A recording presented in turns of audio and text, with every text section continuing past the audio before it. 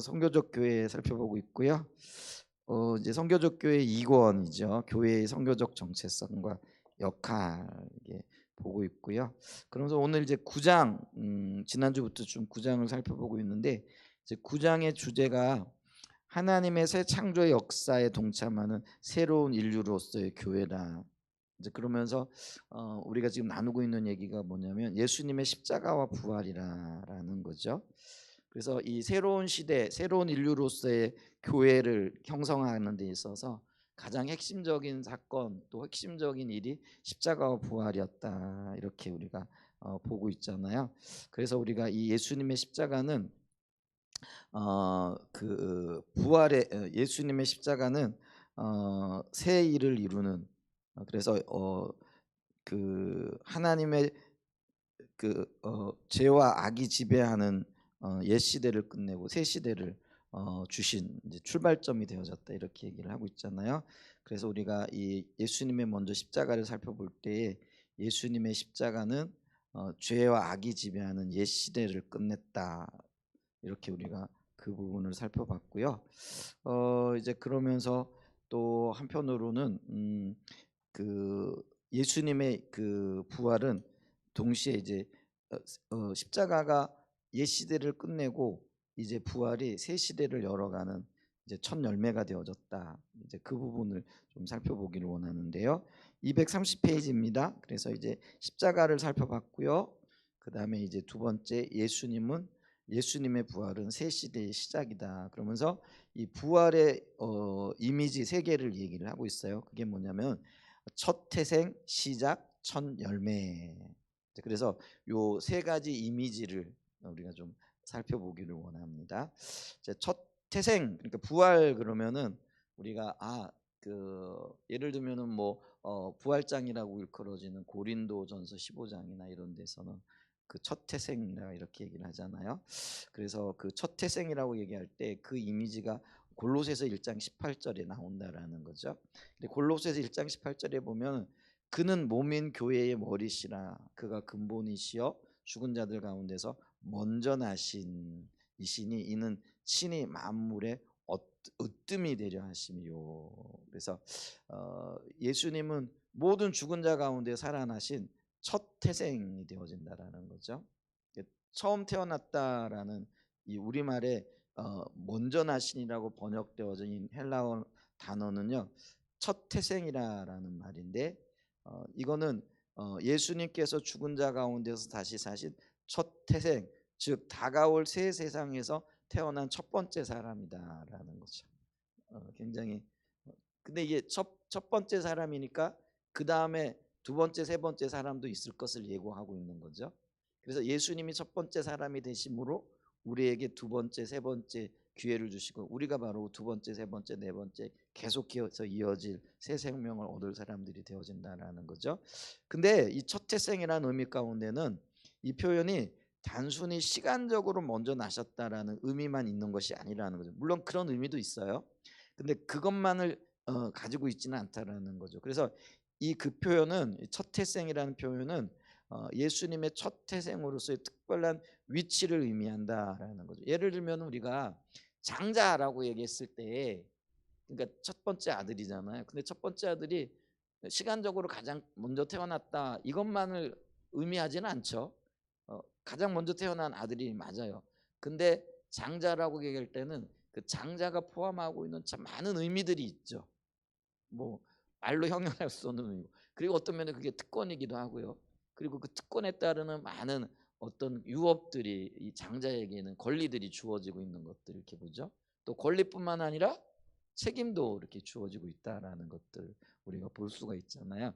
그런 의미에서 이 첫 태생이라는 이 이미지는 아주 고요하면서도 특별한 위치를 가지고 있다라는 거죠. 그래서 이 예수님은 그분을 따르는 자들을 위해 길을 열어주시고 또 그들의 미래를 자신의 미래에 참여하게 하시는 분이다.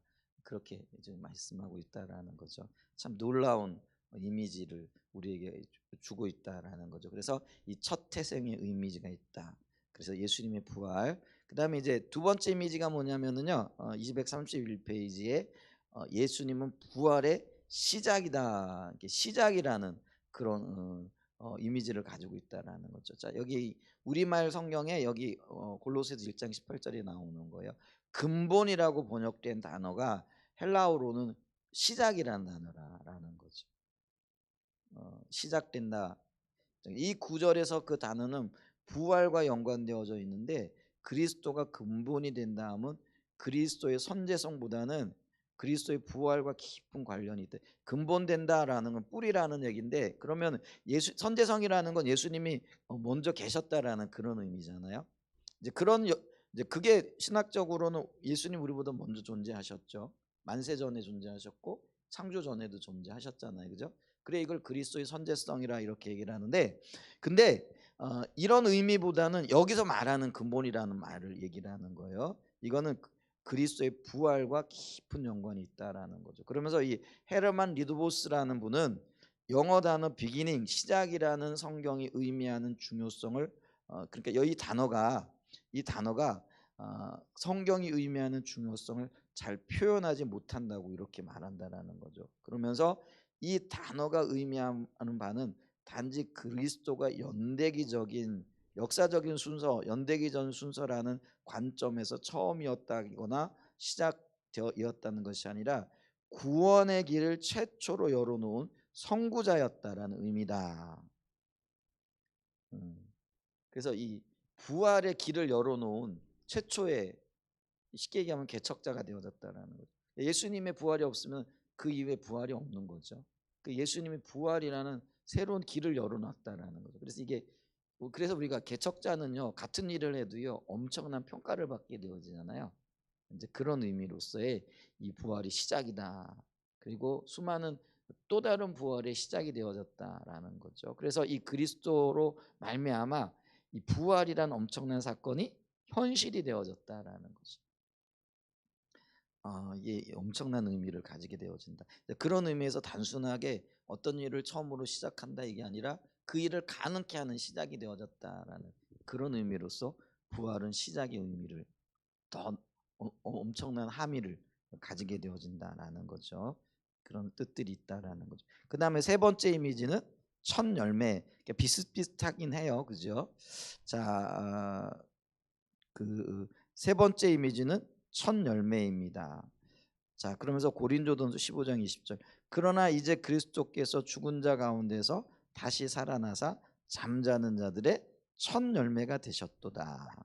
예수님은 종말론적 추수의 첫 열매, 시작, 추수의 첫 부분으로서 남아있는 추수를 대표합니다. 첫 열매에서 전체 추수가 가시화됩니다. 그런 의미에서 첫 열매는 다가오는 추수의 확실한 보증이기도 합니다. 그래서 우리가 우리 절기 가운데에도 맥주감사절을 굉장히 중요하게 여기는 이유가 뭐예요? 그게 맥주감사절이 첫 열매로 인하여 하나님 앞에 감사하고, 그 다음에 그 이후로 뭐예요?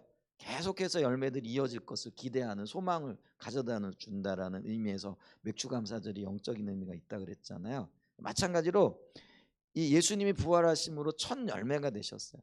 근데 이 첫 열매는 그 첫 열매로 끝나는 게 아니라 이후에 나타날 수많은 열매의 보증이 되어요. 이걸 보면서 다른 열매들이 나타나겠구나 하는 걸 보여준다는 거예요.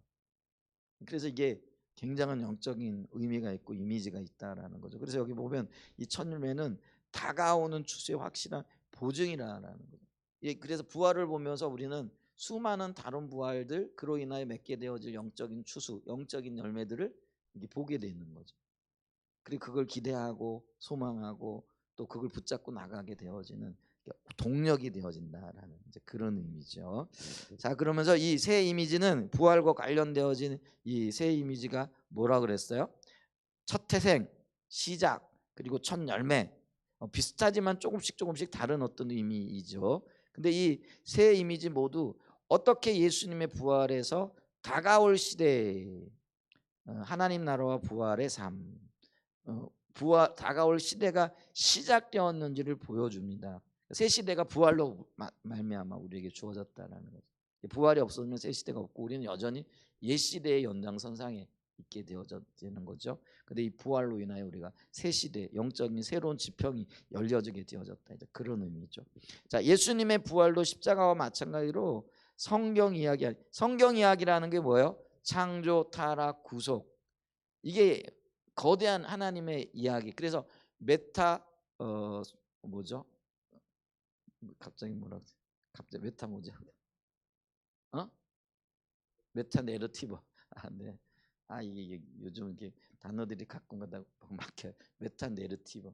그러니까 우리가 큰 이야기들 뭐 그런 이야기들이 있어요. 예를 들면은 민족의 어떤 기원 같은 걸 담은 얘기, 그 민족이 같이 공유하고 있는 그 민족에게는 어떤 거대한 이야기들이잖아요. 근데 이 성경 이야기는 뭐예요? 진리를 기초로 한 인류의 모든 어떤 삶의 방향들을 제시해주는, 그리고 하나님의 커다란 어떤 그 계획이 담겨져 있는 이야기라는 거예요. 근데 그 이야기의 기본 근본 그 핵심 구조가 뭐라는 거예요? 창조, 타락, 구속 이렇게 되어지는 거죠. 그래서 이 창조와 타락과 구속의 정점에 있는 이야기가 십자가와 부활이 되어진다라는 거죠.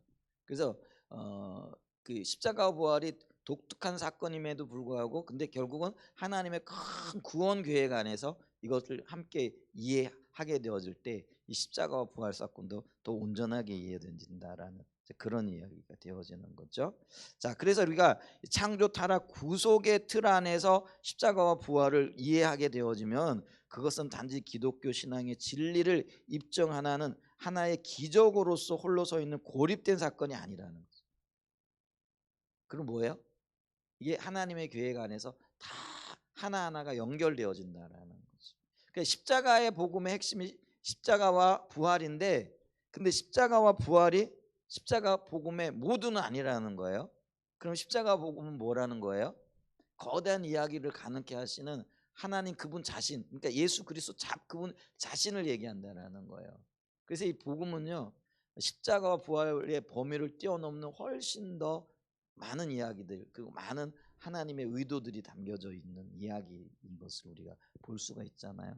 그래서 우리는 그거를 그 인격이신 예수 그리스도 그분 자신, 그래서 이 인격이신 예수님 안에서 십자가도 이해해야 되고 부활도 이해해야 되고 성육신도 이해해야 되고 그다음에 승천도 이해해야 되고 다시 오실 것도 바라봐야 된다라는 거죠. 그럴 때 이 하나님의 의도가 보다 분명하게 다 이해가 되어진다라는 것들을 이야기하고 있다라는 것이죠. 그래서 여기 보세요. 아주 정확하게 이걸 얘기했어요. 십자가와 부활 사건이 단지 기독교 신앙의 진리를 입증하는 하나의 기적으로서 홀로 서 있는 고립된 사건이 아니라는 거예요. 오히려 부활은 세계 역사의 중심에 십자가와 함께 서서 역사의 의미와 방향을 제시합니다. 예수님이 무덤에서 부활하심으로 새로운 어떤 일이 시작되었고 그 일은 언젠가 이 세상을 가득 채울 것인데 그게 하나님의 계획의 하나라는 거죠. 근데 그 중심에 부활 사건이 있더라라는 거죠. 자, 뉴비기는 다음과 같이 강조합니다. 우리의 신앙은 이 역사적 사건이 모든 역사의 결정적인 사건이라는 믿음이다. 그래서 우리가 부활을 그렇게 대하고 있고 믿고 있다라는 거죠. 그래서 이 부활이 그리스도인에게는 굉장히 중요한 사건이고 우리는 이 부활을 믿는 그래서 어떤 면에서는 우리의 믿음의 핵심적인 근간이 되어지는 것들이라 이렇게 얘기할 수 있죠. 인간의 역사와 자연의 역사 모두를 포함하는 역사의 중심에 예수님의 죽음과 부활이라는 중추적 결정적인 단회적인 사건이 서 있다. 인간의 상황은 이 사건은 인간의 불가역적으로 바뀔 수 없는 그런 어떤 사건으로 사건이 되어졌다라는 거죠. 누구도 그거를 바꿀 수 있는 그런 어떤 사건이 아니라 이게 결정되어진 사건이다 이런 의미가 되어지겠죠. 그래서 이 십자가와 부활이 이렇게 중요한 의미를 가지고 있다. 그리고 새로운 인류, 새로운 역사를 시작하는 데 있어서 핵심적인 역할을 하고 있다 이렇게 얘기를 하면서요. 그런 핵심적인 역할을 토대로 해서 그 생겨난 게 교회다라는 거죠. 그래서 이 교회는 예수님의 십자가와 부활에 참여하는 새로운 인류이다. 새로운 공동체가 되어졌다라는 그런 의미죠. 자, 한번 계속해서 읽어보면은요. 예수님은 십자가와 부활을 통해 옛 시대를 마감하시고 새 시대를 시작하셨다. 그래서 십자가와 옛 시대를 마감하는 것, 죄악의 시대, 혼돈의 시대, 그죠? 그래서 이 혼돈과 죄악이 타락으로 인해 왔잖아요. 근데 그 타락을 종결짓는 사건이 십자가라는 거죠. 그러면서 죽음의 권세를 깨뜨리고 다시 사심으로써 새로운 역사가 시작되어진 게 이게 부활인데, 그래서 이게 옛시대 마감, 새시대 시작. 그리고 이제는 예수님은 이 새 창조, 새로운 시대를 시작하시는 걸 새 창조로 보는 거죠. 그래서 새 창조의 역사의 동역자로서 예수님이 속한 무리 신약의 교회를 세우셨다라는 거죠. 아담과 하와를 하나님께서 동역자로 부르셨잖아요. 근데 새 창조의 시대는 누구를 동역자로 불렀다라는 거예요? 교회를 동역자로 불렀다, 이렇게 말씀하시는 거죠. 그래서 주님의 동역자로서 예수님의 일을 함께 이루어 나갈 새로운 공동체로 교회를 세우셨다. 다시 말해서 예수님은 자신의 죽음에서 성취된 죄의 패배에 참여하고 자신의 부활로 성취된 새 창조의 시작에 참여하는 새로운 인류를 창조하셨다. 이 새로운 인류 그러니까 조금 이게 생소하게 느껴지잖아요. 근데 이제 이걸 새로운 공동체라 이렇게 보시면 되겠죠. 따라서 한 사람이 예수님을 믿고 침례를 받아 하나님의 종말론적 공동체에 참여하게 되면, 그래서 이게 예수님을 믿는다라는 건 새 창조의 역사를 이루신 그분의 사역을 마음으로 받아들이는 거죠. 그리고 그 징표로 뭐 하는 거죠? 그 고백을 침례라는 의식을 통해서 하는 거죠. 그래서 예수 믿는다, 믿음의 고백이 침례라는 우리의 그 의식을 통해서 고백이 되어지고 또 증명되어지고 증거되어진다라는 거죠. 그래서 이 침례를 받고 하나님의 종말론적 공동체에 참여하게 된다라는 거죠. 그렇게 되어지면 그 사람은 그렇게 새로운 인류로서 교회 공동체에 참여하게 되면 그 사람은 그리스도의 죽음과 부활 안에서 그분과 연합하게 됩니다. 그리고 예수님과 연합하게 되면 그 사람은 예수님과의 연대 속에서 그분의 죽음과 부활에 불가역적으로 성취된 우주적 역사의 운명에 변할 수 없는 그런 역사들 가운데에서 동참하게 되어지고 또 동역자로 서게 되어진다. 그 일이 일어난다라는 거죠. 자, 그 이야기가 로마서 5장과 6장에서 잘 나타나 있다라는 거죠. 그래서 로마서 5장은 아담과 그리스도에 대해 이야기하면 서로 대조하고 있다라는 거죠. 자, 아담은 옛 세상의 시작으로 서 있죠. 그죠? 옛 세상에, 그러니까 인류 그러니까 옛 인류의 출발이 아담과 하와잖아요. 그다음에 새 인류, 새로운 세상의 시작이 누구예요? 예수님이죠. 이게 대조가 되어지는 거예요. 아담의 죄는 옛 시대를 열었지만 예수님의 십자가의 사역은 다가올 새 시대를 여셨다라는 거죠. 그리고 우리가 아담 안에 있으면 우리는 뭐예요? 옛 시대에 속한 사람이 되어지는 거죠. 옛 본성에 속한. 그래서 우리가 아담적 본성이라고 그러잖아요. 그 아담적 본성이라는 건 옛 시대에 속해 있다라는 거예요. 옛 시대에 속해 있다라는 건 죄의 영향 아래 있다라는. 그럼 그 죄가 뭐냐? 자기 중심적인 삶이라는 거예요. 그러니까 자기 중심적인 삶 아래 있으면은요, 여전히 우리는요 부활 시대를 살아가고 성령 시대를 살아가는데 옛 시대에 속해 있는 거예요. 이걸 우리가 봐야 된다는 거죠. 그러니까 우리는 그리스도와 온전히 연합해야 돼요. 주님이 내 안에 거하시게 해야 돼요. 내가 주님 안에 거하는 그 연합된 삶을 통하여 우리의 삶에서 옛 시대가 종식되어지고 새 시대가 사라지게끔 해야 되는데, 근데 우리는 여전히 옛 습성을 더 그리워하는 거죠. 그러니까 이게 참 쉽지 않은 거예요. 그래서 여기에 새로운 인식이 필요하고 또 이 새로운 삶을 향한 갈망이 필요한 것을 보죠.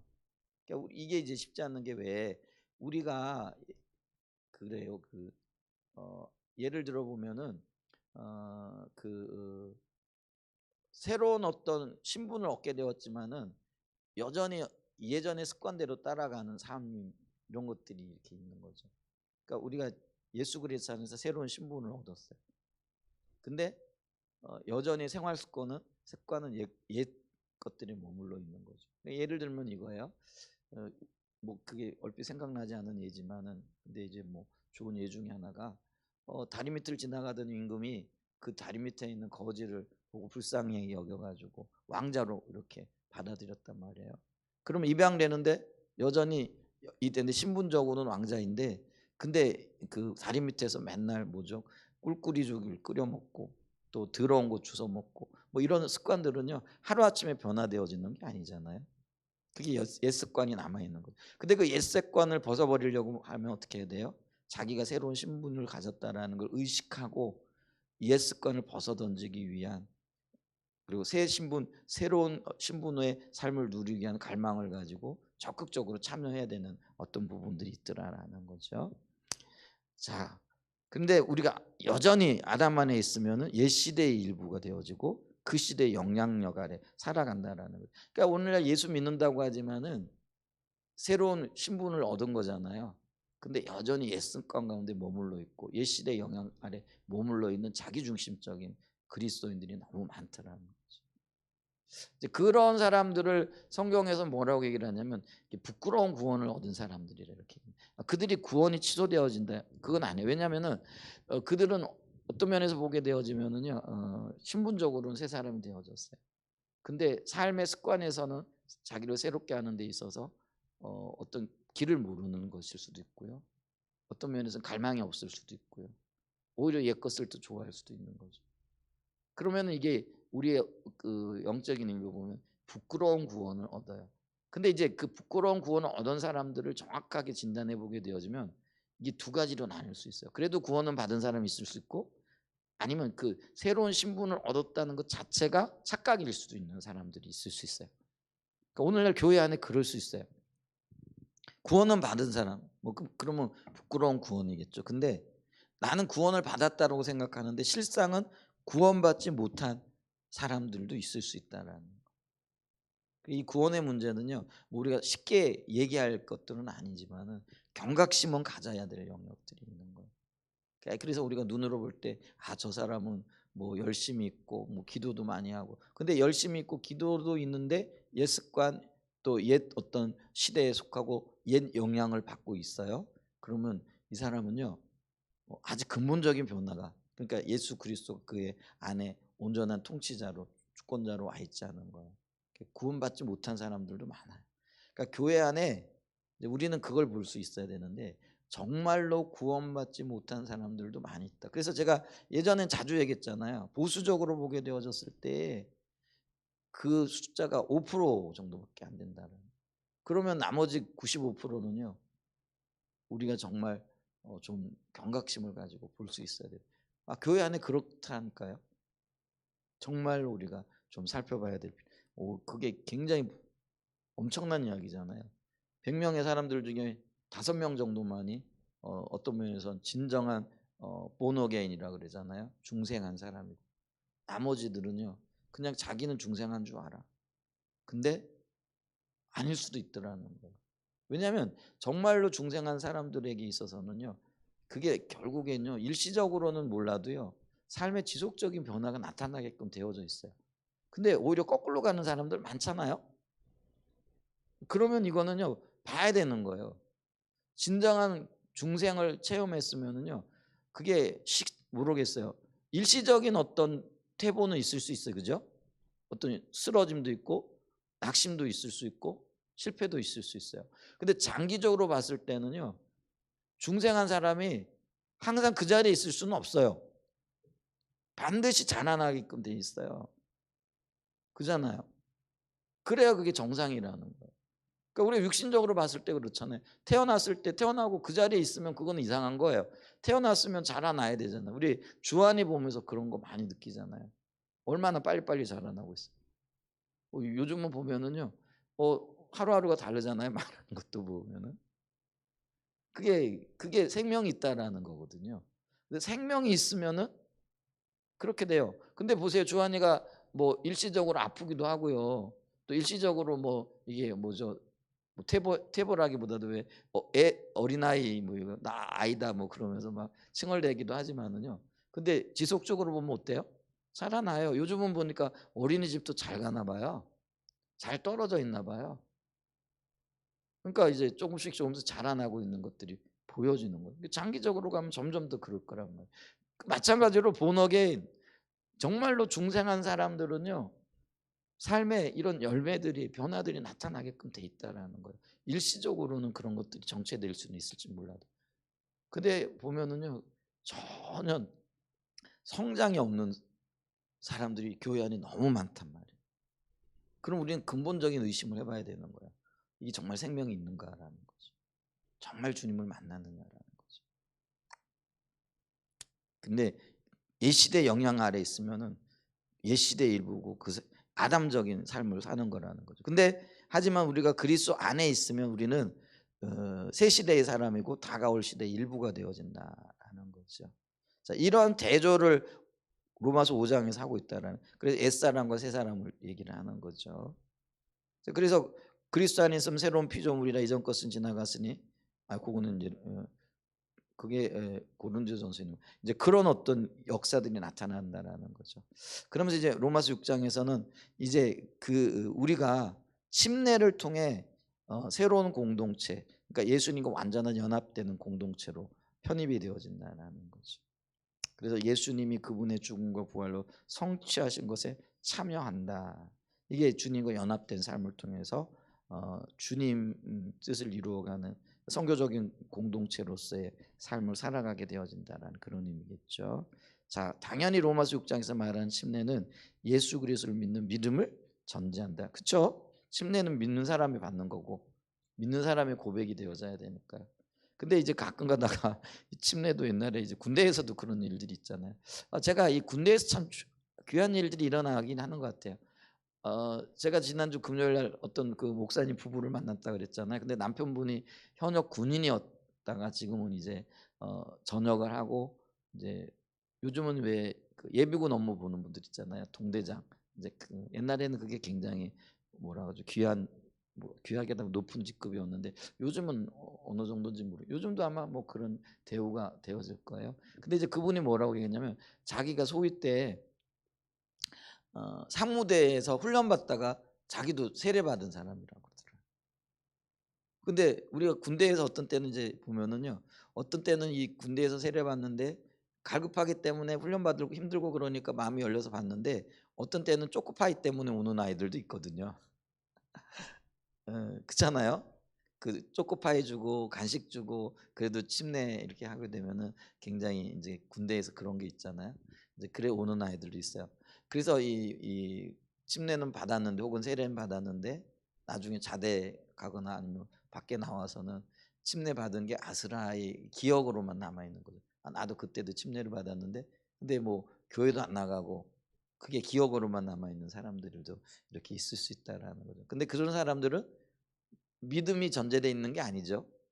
그냥 뭐 다른 목적이 있었거나 아니면 그때 좀 너무 힘들었거나 이제 그런 일들이 있어요. 근데 제가 뭘 얘기하냐면은 그럼에도 불구하고 군대에서 복음을 전하고 또 군대에 이렇게 침례를 베풀고 제가 이렇게 보니까 예전에 몇 년 전에 한 10년 전인 것 같아요 벌써.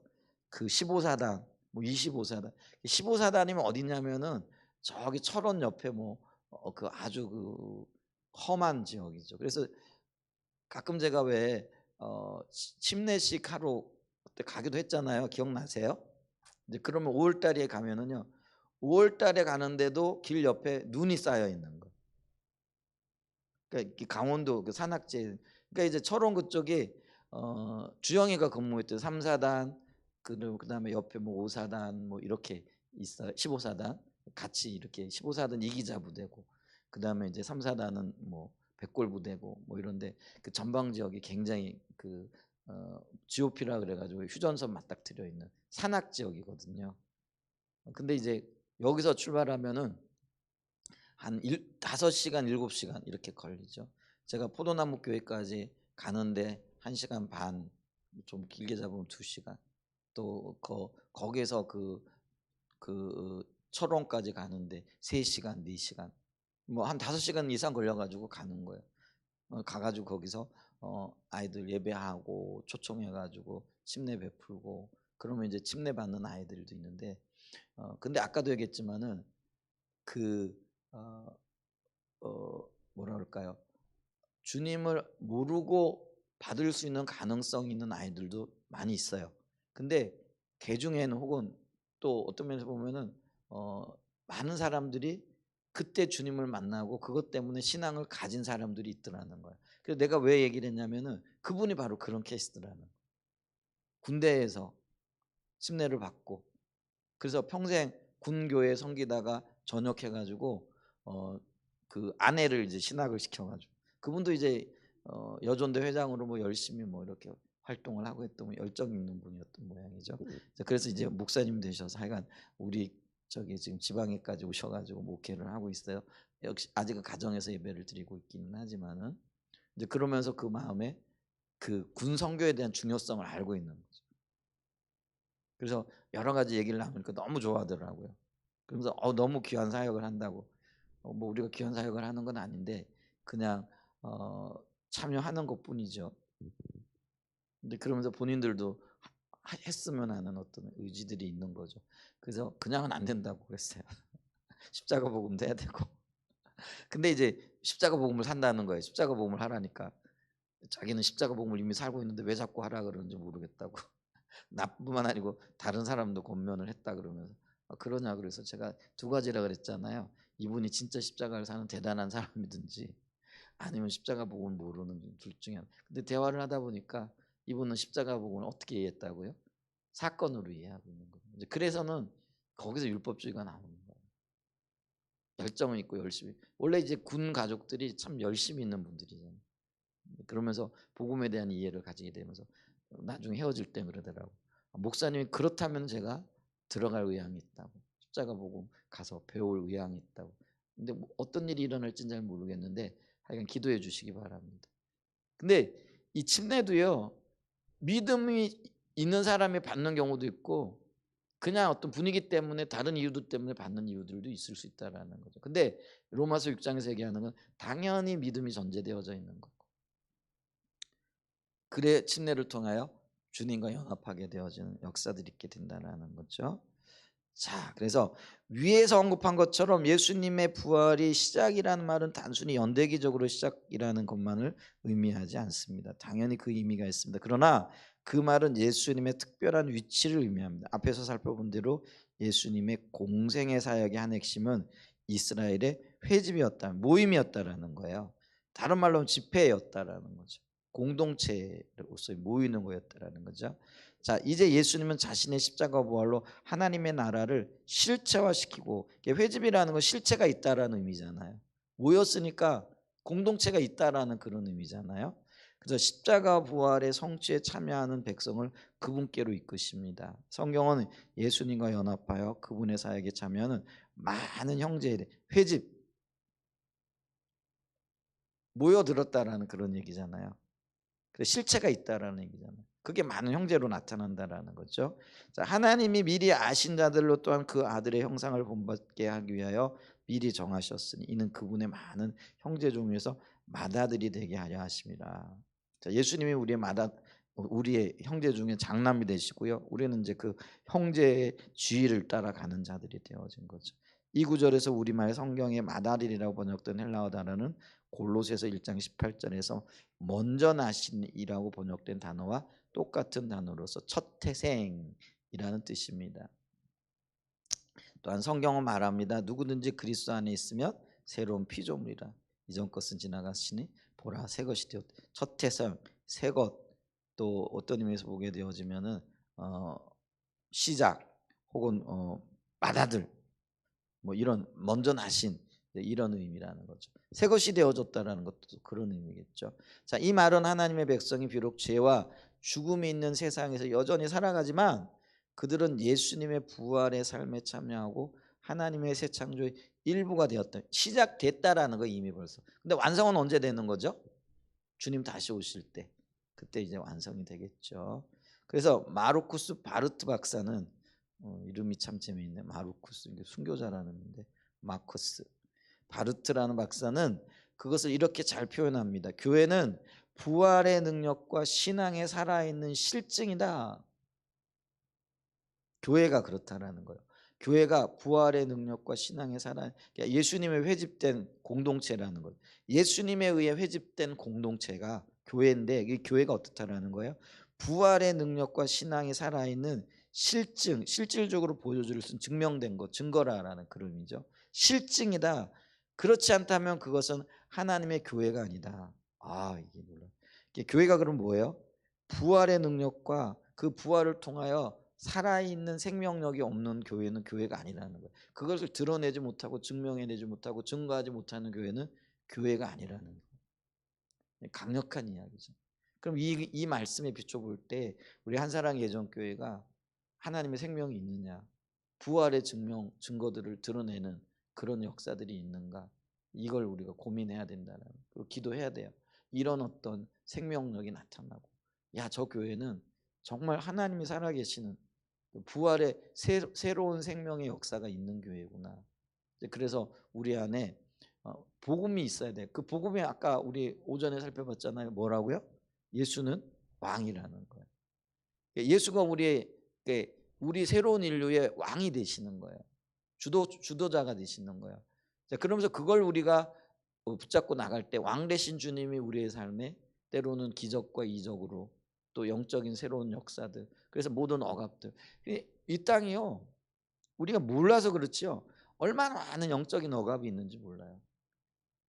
그게 우리가 실질적인 어떤 육체적인 억압, 그게 이제 질병이나 이런 것들일 수도 있잖아요. 근데 그 육체적인 억압 이전에 사실은 수많은 영적인 억압들이 이렇게 있는 거예요. 요즘에 뭐 사건 사고들 우리가 이해하지 못할 어떤 일들이 이렇게 있잖아요. 아니, 멀쩡한 아이가 학교에 갔는데 선생님에 의해 가지고 살해를 당했어. 근데 이게 이해가 되는 이야기냐라는 거예요. 근데 그게 우울증이래. 우울증 때문에 뭐 하여간 그게 이해가 되는 사건이냐라는 거예요. 근데 이해가 되어지지 않는 이 사건들, 육체적인 사건들이지만 그 중심에 혹은 그 밑바탕에 이게 영적인 역사들이 있는 거라는 거예요. 지금요, 이게 그 영적인 역사들이 실체화되어 나타나는 게 우리가 눈으로 보는 어떤 것들이거든요. 이게 굉장히 우리가 어떤 면에서 이걸 심각성을 봐요. 근데 그러니까 이 땅이요, 이 영적인 억압이 가면 갈수록 더해지는 거예요. 이게 이제 주님 오실 때가 되어지면은요, 그게 더 어떤 면에서는요 광범위하고, 왜냐하면 이 하나님의 역사에 대한 반작용도 크게 나타나거든요. 그러니까 한편으로는 하나님의 놀라운 은혜가 나타나고 부어지고, 한편으로는 뭐예요? 여기에 대한 반작용이 일어날까요? 더 큰 어떤 억압들, 더 큰 영적인 그런 어둠들이 활동을 하고 있다라는 것들을 우리가 기억해야 된다라는 것이죠.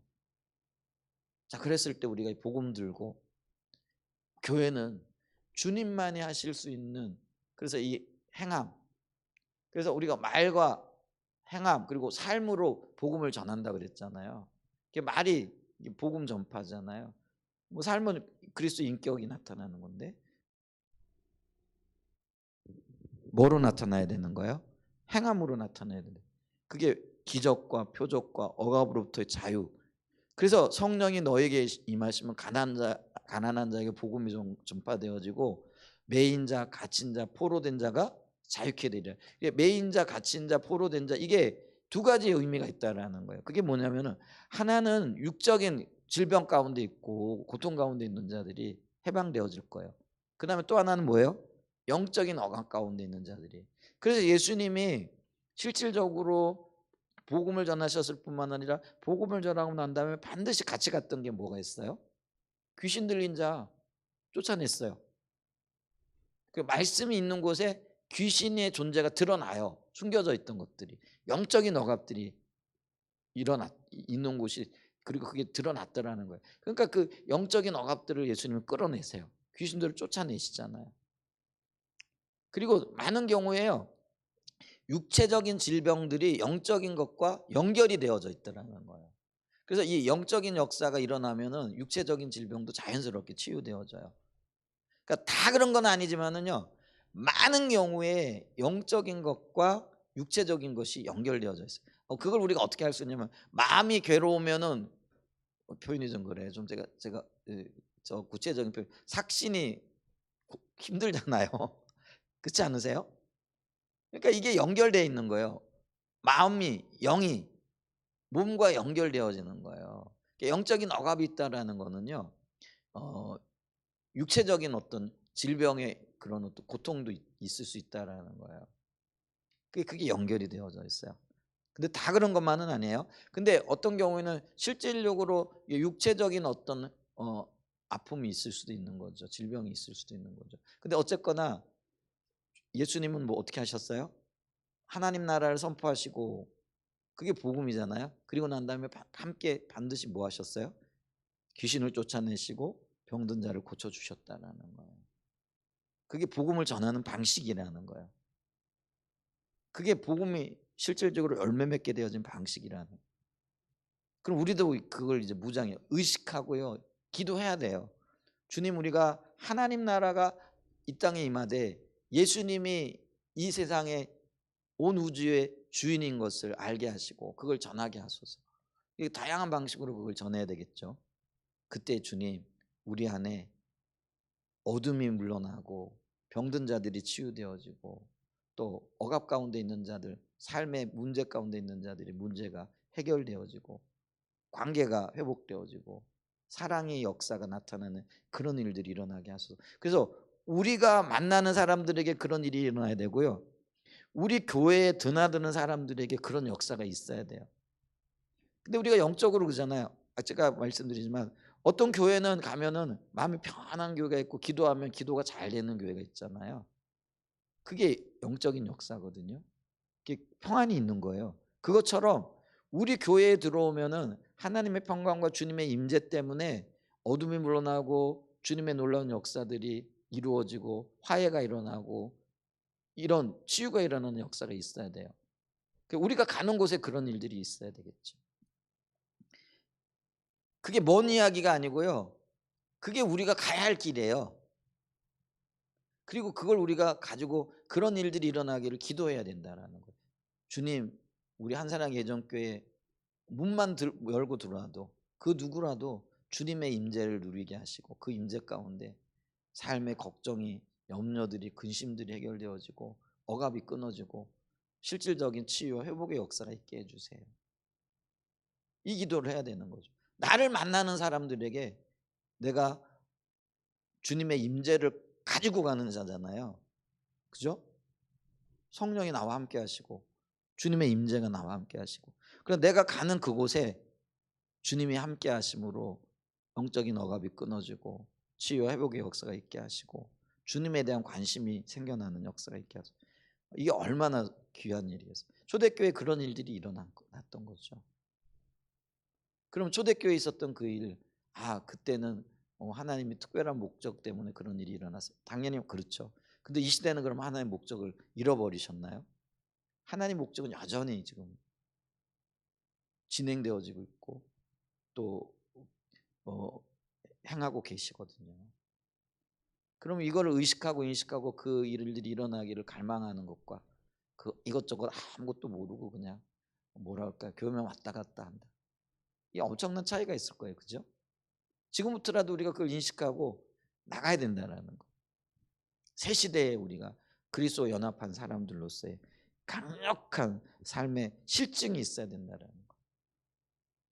그래서 여기 좀 아픈 이야기이지만은 사실은 이야기예요. 교회의 부활의 능력과 신앙의 살아있는 실증이다. 교회는 부활의 능력과 신앙의 살아있는 실증이다. 그렇지 않다면 그것은 하나님의 교회가 아니다. 엄청난 이야기예요. 그리고 아픈 이야기이기도 해요. 그러면서 우리의 어떤 방향이 되어져야 돼. 아멘. 자, 우리는 이런 인식을 하고 기도하면은요, 이 기도가 쌓이고 정말 하나님이 임재하시는 가운데 앞으로 1년 후에 우리의 한사랑 예전교회, 10년 후에 한사랑 교회, 20년 후에 한사랑 교회가 이런 방향을 추구하고 나갈 때 어떤 일들이 일어날지 참 기대가 되어져.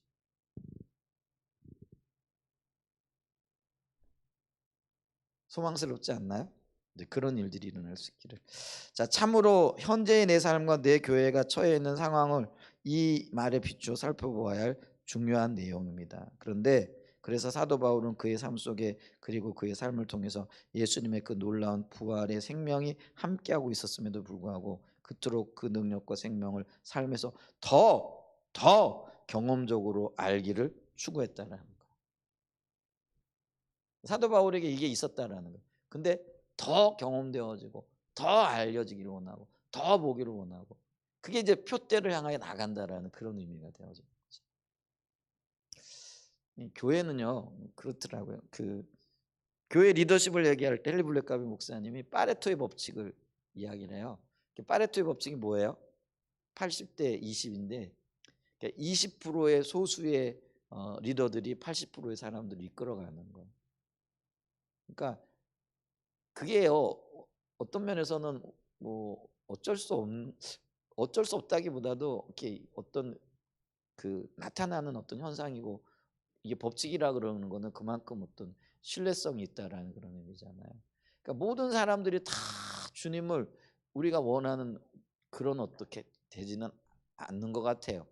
근데 교회 안에 20%만이라도 살아있으면 그 교회는 건강한 교회가 되죠. 그래도 움직여지고 방향을 잡고 나가요. 왜냐하면 20%의 사람, 80% 사람들을 이끌고 가거든요.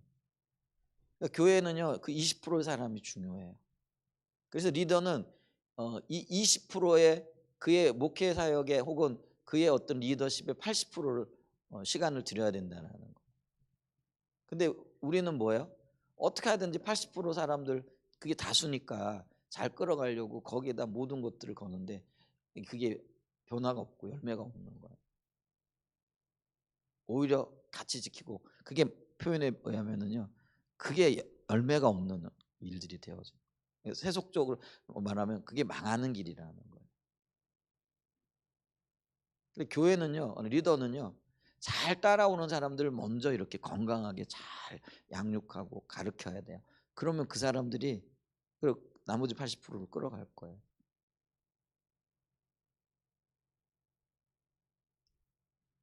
그게 이제 교회가 오히려 건강해지는 법. 근데 이 잘 따라오지 않는 사람들 아무리 가르쳐도 늘 그 자리에 있거든요. 그럼 그게 함께 망하는 거예요. 근데 교회가 건강해지려면은요. 잘 따라오고 또 이렇게 하나님이 이렇게 비추시고 하나님을 인식하는 그런 분들을 더 이렇게 잘 이끌어 가야 돼요. 그럴 때 이 교회가 더 건강해지는 교회가 되어지죠. 왜 이런 얘기가 나왔는지 모르겠는데 하여간 어쨌거나 있잖아요. 사도 바울 같은 경우도요. 예를 들면은 그 리더십 그러니까 이 비치심을 입은 사람들은요. 더 주님을 보고 더 주님을 깨닫게 20%의 사람들은 그런 종류의 사람들이라는 그렇게 해 나갈 때에 교회가 더 건강해지고 이 나머지 80%를 이끌어갈 수 있고 그런 역사들이 있게 되어지는 거죠. 그래서 사도 바울이 이런 고백을 한다. 빌립보서 3장 10절이죠. 자, 내가 그리스도와 그 부활의 권능과 그 고난에 참여함을 알고자 하여 그의 죽으심을 본받아 어떻게 해서든지 죽은 자 가운데서 부활에 이르려 하노라.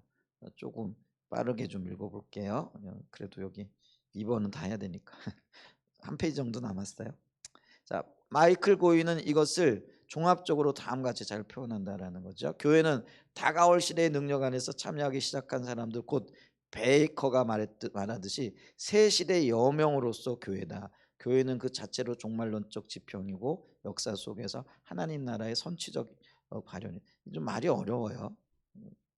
근데 미리 나타나는 어떤 것들이다 이제 이렇게 생각하시면 돼요. 그것은 새 창조의 교두보이며 옛 시대 안에 드러난 새 시대의 표시다. 표지이다, 표상이다, 모델이다 이런 의미예요. 이러한 이미지들은 교회를 마지막 아담의 사역에 참여하는 마지막 아담이 누구예요? 예수님이에요. 예수님의 사역에 참여하는 공동체로 이해하도록 돕는다. 교회는 새 인류로서 그 구성원들은 이제 하나님의 나라 시민으로 살아가고 현재 다가올 시대의 능력을 경험하며 이미 안식을 누리기 시작한다. 완성 안 됐는데 이미 하나님 나라에 있는 거죠. 근데 믿음의 사람들은 장차 이루어질 그 일들을 믿음으로 미리 누리는 거예요. 그 첫 맛을 보고 난 다음에 이미 그 모든 것들을 알고 있다라는 거죠. 자, 그런데 여기서 한 가지 중요한 것은 하나님께서는 그렇게 새로운 창조에 속한 공동체를 세우신다라는 것입니다. 고린도후서 5장 17절의 경우도 우리말 성경에 피조물이라고 번역된 단어는 창조를 의미하는 단어입니다. 새 창조물이라는 거죠. 그래서 리더보스는 그 구절을 이렇게 번역합니다. 누구든지 그리스도 안에 있으면 그는 새로운 창조에 속해 있다. 이 번역 좋네요. 그러면서 그는 이 새로운 창조 이미지를 개인주의적인 방식으로 생각해서는 안 된다고 주장한다. 우리는 근데 개인적으로 이때까지 이해를 해 왔는데 이분은 이거를 개인적으로 보면 안 된다 주장한다는 거죠. 우리는 우선적으로 개인주의적이고 인격적인 관점이 아니라 구속사적인 집단적인 관점을 취해야 된다. 공동체로 봐야 된다라는. 그러니까 이스라엘이 하나님 앞에 공동체로 서잖아요. 그럼 신약 시대에 하나님은 개인이 아니라 교회로서 공동체로서 본다라는 거예요. 구원은 공동체예요. 그래서 이게 있어요. 그 공동체에 속해 있으면은 구원을 받는 거예요. 그러니까 이스라엘이 왜 출애굽을 할 때 히브리인들이 아닌 중단 잡족들이 따라 나오잖아요. 그죠? 성경에 보면 중단 잡족들 하나님의 역사를 보고 또 그 10가지 이적들을 봤을 때 그러니까 애굽 땅에는요. 이스라엘만이 노예가 아니라 다른 민족들 중에 전쟁포로 잡혔고 왜냐하면 제국의 특성이 그런 거잖아요. 다른 많은 민족들이 함께 들어와 노예 생활을 하거나 이런 사람들이 있었다라는. 근데 그들이 가만히 보니까 히브리 민족에게 하나님이 놀라운 일을 하시는 거예요. 근데 그들이 출애굽을 한다 그러니까 우리도 가자, 우리도 가자 이렇게 따라 나오는 거예요. 근데 놀라운 거는요. 그들이 히브리 민족이 아니에요. 약속의 민족이 아니었다라는 거예요. 아브라함의 후손들이 아니었다라는 거예요. 근데 그들이 히브리 민족이 나올 때 그들이 함께 나오는 거예요. 근데 성경은 그들을 같이 이스라엘 민족으로 인정을 한다라는 거예요. 이게 이게 구원의 놀라운 일이에요. 그들은 구원받을 그러니까 하나님의 약속 밖에 있는 사람들이에요. 다른 민족 중단 잡족이라는 건 여러 민족 여러 족속들이라는 거예요. 그런데 그들이 하나님 행하시는 일을 보고 히브리 민족과 역사하시는 그 역사에 동참해서 히브리 민족이 나간다 그러니까 우리도 따라간다. 우리도 따라 다 나와 가지고 함께 했다라는 거예요. 그러니까 그 공동체에 속했다라는 거예요. 그랬더니 그들이요 이스라엘과 함께 구원을 받는 거예요. 이게 놀라운 일이에요. 그래 이 교회에 속해 있어야 돼요. 그러니까 오늘날에 이 교회의 중요성을 우리가 모르고요. 많은 사람들이 이게 교회를 떠나 가지고 마치 자신이 어떤 자기의 신앙만 뭐 이렇게 생각하고 교회를 벗어나고 혹은 교회와 상관없이 어떤 것들 생각하는데요. 아니에요. 여러분 그걸 기억하셔야 돼요. 철저하게 하나님의 역사는 교회 중심이에요. 구약에는 이스라엘 중심이었어요. 근데 이스라엘을 대체하는 새로운 인류가 뭐라고? 교회라는 거예요. 그러니까 하나님은 교회를 통해서 일하신다. 그러니까 우리 선교에서 굉장히 주장하는 게 뭐예요? 하나님은 교회를 통해서 일하신다. 그러니까 하나님이 일하시는 최소 단위가 교회, 개인이 아니에요. 교회를 우리는 소중하게 여겨야 돼요. 그리고 교회와 연합하고 동참해야 돼요. 그러니까 절대로 교회를 떠나거나 교회를 벗어나 가지고 마치 자신이 뭐 뭐라도 된 듯 혹은 뭐 교회를 평가하고 이거 안 돼요. 절대로 안 된다라는 거. 그러면 그 개인의 구원까지도 위태로워요. 떨어져 나가거든요. 이게 있어요. 이스라엘을 그러니까 이스라엘 공동체를 벗어났던 이스라엘 사람들이라고 할지라도 그 공동체를 벗어나면은요. 중단 잡족이 공동체 안으로 들어올 땐 이스라엘이 되어지는 거예요. 근데 그들이 이스라엘 사람들이라고 할지라도 공동체를 떠나게 되어지면은요. 그들은 다른 사람들이 되어지는 거예요. 이게 구원의 의미를 우리가 봐야 돼요. 공동체적인 역사. 하나님 교회를 세우셨다라는 거예요. 교회를 통하 일하고 계시다는. 그러니까 교회와 함께 가야 되는 거예요. 이게 아니 제가요 교회 목사기 때문에 그게 아니고요. 교회의 중요성을 인식을 해야 된다라는 거예요. 근데 많은 사람들이 그런 의식이 없거든요. 교회를 그냥 자기 신앙을 위한 어떤 수단으로 삼는 거죠. 아니에요. 그건 굉장히 잘못된 거라는 거. 하나님의 의도를 봐야 돼요. 그래서 공동체 안에서 우리 빚어지면서 하나님 나라를 이루어가는 거잖아요. 교회를 떠나게 되어지면은요 떠돌이는 되어져요. 근데 절대로 성장과 성숙은 없어요. 심하게 얘기하면은요 주님의 구원이 없을 수도 있어요. 그리고 구약을 보게 되어질 때는 그렇다라는 거예요. 이게 자 그랬죠. 새로운 창조의 이미지인데 이 개인주의적인 방식으로 생각해서는 안 된다. 이게 옳은 얘기라고 저는 생각해요. 우리는 우선적으로 개인주의적이고 인격적인 관점이 아니라 구속사적이고 집단적인 관점을 취하여야 한다. 바울의 새 창조에 대한 언급은 단지 개인적인 의미에서 새로운 피조물이 되었다는 것만을 의미하는 것이 아니고 하나님의 재창조하신 새로운 세계가 그리스도 안에서 동텄고 그리스도 안에 있는 사람들은 누구든지 그 세계로 편입된다는 것을 의미하는 것으로 생각하여야 한다는 것입니다. 그래서 바울이 새 창조에 대한 우리의 참여를 이야기할 때 데이비드 보신 교회 안에서는 고립된 개인이나 이기주의자가 자리할 여지가 없다라는 거예요. 어느 개인이라도 믿음으로 의롭다함을 경험할 때 신자들의 공동체로 옮겨 들어간다고 말합니다. 이 리차드 데이비드 보시 같은 분들은 정말 뛰어난 학자라고 얘기를 하더라고요. 저는 이분의 책 한두 권 정도 읽어본 게 없지만은 그러니까 많은 분들이 굉장히 뛰어난 학자들이 오는 거예요. 근데 이들이 이런 이야기를 하고 있다라는 거예요. 교회 안에는 고립된 개인이나 그러니까 교회와 연합하지 않고 개인주의적인 어떤 그런 행동 그런 생각을 하는 사람들을 얘기하는 거예요. 그리고 이기주의자가 뭐예요? 있을 공간이 없다라는 거, 자리할 여지가 없다라는 거예요. 어느 개인이라도 믿음으로 의롭다함을 경험할 때 신자들의 공동체로 옮겨 들어간다. 공동체로 연합하게끔 되어져 있다라는 거예요. 그것은 새로운 세상 질서예요. 그러니까 새 시대 인류의 질서라는 거, 하나님의 법칙이라는 거예요. 그래서 우리는 분리된 개개인으로서가 아니라 새로운 질서에 거주한 새로운 인류의 구성원으로서 새 창조에 속합니다. 그리고 구원은 우주적 넓이를 갖습니다. 새 창조는 예수님의 부활에서 시작되었기 때문입니다. 구원은 모든 인간의 삶을 포용할 만큼 넓어서 한 백성 곧 새 창조에 함께 참여할 새로운 인류에게 미칩니다. 당연히 그리스도 안에서란 말은 개인에게도 적용될 수 있는 말입니다. 그리스도 안에 있는 개인의 새로운 삶은 동시에 그리스도 안에 세워진 새로운 사회 속에서의 삶입니다. 개인적인 측면과 사회적 측면을 분리시키는 것은 불가능합니다. 그리스도와의 개인적인 연합은 또한 공동체적인 기독교 사회에 편입되는 것을 포함합니다. 그럼에도 불구하고 그리스도 안에 있는 것은 우선적으로 구별된 개인이 그리스도 사역의 은택을 누리는 것을 의미하는 것이 아니라 지금 그분의 사역에 참여하는 새로운 인류가 되는 것을 의미합니다. 공동체로서의 교회, 그 공동체에서 함께하는 개인, 그럴 때 의미가 있는 거지. 공동체를 떠나 있는 개인, 다른 말로 하면 새로운 인류로서의 시작인 교회를 떠나서 있는 개인은 이게 아니라는 거예요. 그게 있을 수 없다라는 그런 얘기를 하고 있다라는 거죠. 자, 두 번째 살펴봤습니다. 오늘 굉장히 중요한 이야기들이 좀 있었던 것 같아요. 그래서 한번 이런 것들을 좀 잘 살펴보는 은혜가 있기를 축복합니다. 혹시 질문 있으신가요?